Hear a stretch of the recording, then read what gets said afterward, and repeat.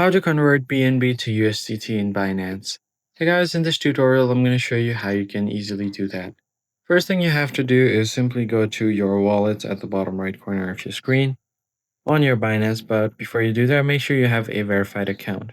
Now on your wallet section from your overview, head over to Spot or the Funding tab to locate your BNB. And once you see how much BNB you have, you can go back to your home screen and tap on the Convert option. Once you tap on it here on the From option, select BNB and two options, select USDT.